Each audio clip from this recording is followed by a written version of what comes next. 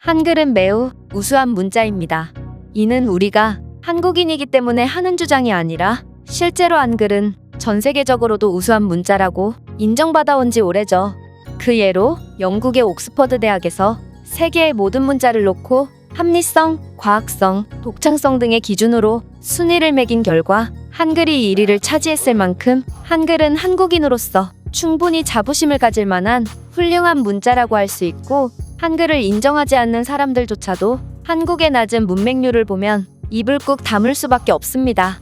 하지만 한국어는 영어권 국가의 사람들이 배우기에는 그리 만만한 언어가 아닌데요. 왜냐하면 중국어, 일본어와 더불어 한국어는 영어와 문법과 어순이 다르기 때문에 그들의 입장에서는 매우 생소할 수밖에 없기 때문입니다. 그런데 최근 한 미국인이 글로벌 커뮤니티에 한국어가 전 세계에서 가장 배우기 쉬운 이유라는 글을 게시해서 굉장한 화제가 되고 있다고 하는데요. 이미 영어권 국가 사람들에게 한국어는 구조상 굉장히 배우기 어려운 언어라는 것이 밝혀졌는데, 도대체 왜 이 미국인은 한글을 세계에서 가장 배우기 쉬운 언어라고 주장했을까요? 바로 이 미국인이 글을 살펴보겠습니다. 지금 이 커뮤니티에서는 영어권 사람이 배우기에 동북아시아 세 나라의 언어 중 어느 나라 언어가 가장 배우기 쉬울까라는 논쟁이 한창인 것 같다. 나는 미국인으로 회사에서 아시아 지역을 담당하고 있어서 한국과 중국, 일본을 모두 겪어봤고 아마 나의 경험이 너희에게 도움이 될 거라 확신해. 우선 나는 언어의 난이도뿐만 아니라 해당 국가가 언어를 배우기에 적합한 환경인가도 필수적으로 고려해야 한다고 생각해. 나는 흑인이고 아시아에서 굉장히 많은 차별을 겪었거든. 우선 중국에서 겪은 일부터 말해볼게. 만약 네가 백인이라면 중국은 최고의 선택이 될 거야. 중국인들은 똑같은 말을 해도 백인이 하는 말은 모두 떠받들어주고, 흑인이나 동남아 사람들은 사람 취급도 안 해주기 때문이야. 직장에서나 술집에서나 그들은 나보다 중국어를 훨씬 못하는 백인들에게는 왜 이렇게 중국어를 잘하냐며 그들의 시중을 들기 바빴지만, 흑인인 내가 중국어를 하면 발음이 안 좋다, 억양이 틀렸다 등 온갖 말도 안 되는 조롱을 하고 비웃기 바빴다. 물론 현지인의 조언은 당연히 귀담아 들어야 되겠지만 이들은 조언이 아닌 막무가내의 비난을 퍼부었다. 다음은 일본인데, 일본인들은 나에게 막무가내의 시비를 걸지는 않았다. 하지만 말도 걸지 않았지. 그들은 그냥 자신들과 다르다면 전부 배척하는 분위기였어.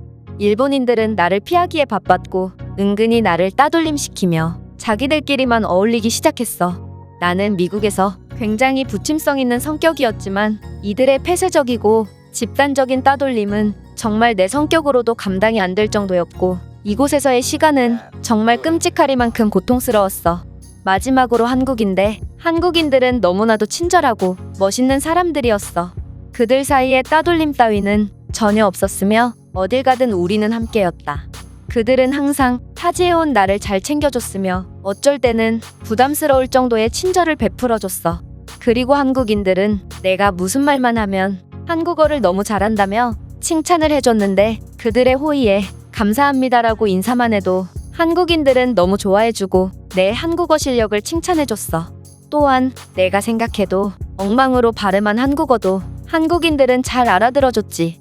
중국이나 일본 같았으면 알아들었어도 나를 조롱하느라 못 알아들은 척 했겠지만, 한국인들은 내 어눌한 한국어를 어떻게든 알아들으려고 귀 기울여줬다. 그들의 엄청나게 친절하고 우호적인 태도에 나는 더욱 힘이 나서 열심히 공부할 수 있었고, 극심한 스트레스 때문에 알던 단어도 제대로 못 말했던 중국과 일본에서와는 달리 한국에서는 이제 감으로도 적절한 뉘앙스를 표현할 수 있는 수준에 이르게 되었어. 전 세계를 둘러봐도 이렇게까지 외국인을 신경 써주는 나라는 절대로 없을 거야. 만약 아무리 영어와 비슷한 언어라서 배우기 쉬울지라도 일본이나 중국 같은 사회 분위기에서는 절대로 원활한 의사소통을 할 수 없고 언어 실력도 절대 늘 수가 없다. 하지만 한국어는 꽤나 어렵지만 한국의 수많은 신사숙녀들은 네가 한국어 전문가가 되도록 기꺼이 도움을 줄 것이다. 어쨌든 이런 이유로 나는 동북아시아 세 국가 중에 언어를 배우기에 한국이 가장 수월하다고 생각하고, 그것을 넘어 한국어는 전 세계에서 가장 배우기 쉬운 언어라고 생각한다. 이 외국인의 글은 여기까지입니다. 이 외국인은 언어를 배우려면 언어의 난이도도 중요하지만 그 언어를 배울 환경도 매우 중요하다고 주장했는데요. 물론 한국인들에게 받은 호의 때문에 약간의 과장도 들어갔겠지만 차별로 인해 중국과 일본에서 받은 상처를 한국에 와서 전부 치유한 모습을 보니 한국인으로서 이 외국인에게 친절을 베풀어준 모든 한국인들이 너무 고맙고 자랑스럽습니다. 그렇다면 이에 대한 해외 반응은 어떤지 댓글을 통해 확인해 보겠습니다. 한국인들은 다들 머리가 좋은 것 같아. 내 한국어 발음은 몹시 안 좋아서 가끔은 정말 말도 안 되는 수준으로 발음했음에도 불구하고 한국인들은 어떻게든 내가 무슨 말을 했는지 유추해낸다. 이들과 대화하면 마치 내가 한국어 원어민이 된 느낌이 들 정도야. 한국인들은 남이 말을 귀담아 듣는 법을 알거든. 그들은 네 표정과 같은 비언어적 요소를 통해 네가 무슨 말을 했는지 알아내는 거야. 맞아. 외국인이라 말이 서툰 것임에도 신경질적인 태도를 보이는 중국 같은 나라와는 달리 한국인들은 내가 아무리 느리게 말하더라도 끝까지 들어주더라. 프랑스에서는 불어를 못하는 외국인이 영어로 질문을 하면 영어를 알아듣고도 불어로 대답합니다. 사실상 영어가 세계 공용어임을 감안했을 때 이러한 태도는 옳지 못하다고 생각해요. 우리도 한국처럼 자존심을 버릴 줄 알아야만 더욱 발전된 국가로 발돋움할 수 있다고 생각해요. 언어는 의사소통을 하기 위한 도구일 뿐인데 프랑스의 이러한 쓸데없는 자존심은 분명 잘못되었습니다. 네가 만약 한국에 방문한다면 안녕하세요, 감사합니다만 외워서 가도록 해. 그러면 너는 한국에서 연예인이 될 수 있어. 그들은 몹시 친절해서 한국의 언어를 배우려고 했다는 점만으로도 엄청나게 좋게 봐주는 것 같아. 나도 한국의 음식점에서 비슷한 경험을 한 적이 있는데 음식점에 들어갈 때 안녕하세요, 음식이 나올 때 감사합니다 딱 두 마디만 했을 뿐인데 음식값보다 더 비싼 서비스를 받은 적이 있어. 혹시나 이걸 보고 착한 한국인들에게 악용하는 일이 없었으면 좋겠다. 그리고 네가 어떤 나라에서 귀중한 경험을 쌓고 싶다면 그 나라의 기본적인 언어 정도는 배워가는 게 예의라고 생각해? 중국인들은 어느 나라에서나 중국어로 물어보던데 이런 걸 보면 한국 문화가 점점 더 인기를 끄는 이유를 이해할 수밖에 없어. 한국인들은 그들의 문화를 좋아해주는 사람들을 고맙게 생각하고 더 챙겨주려고 하니 그런 모습에 반한 외국인들이 한국 문화를 계속 찾는 것 같아. 한국어가 영어권 국가의 사람들이 봤을 때 적응하기는 조금 어려울 수 있지만 중국어와 일본어, 아랍어와 엮일 정도는 아니라고 생각해?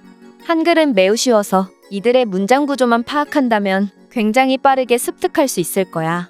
나도 이 자료가 납득이 안 가더라. 마치 중국인들이 어떻게 해서든 한국에 엮이려고 날조해서 만든 자료 같다는 느낌이 들었어. 제가 준비한 내용은 여기까지입니다. 끝까지 시청해주셔서 진심으로 감사드리며 여러분들의 구독과 좋아요는 영상 제작에 큰 힘이 됩니다. 이상 세모튜브였습니다.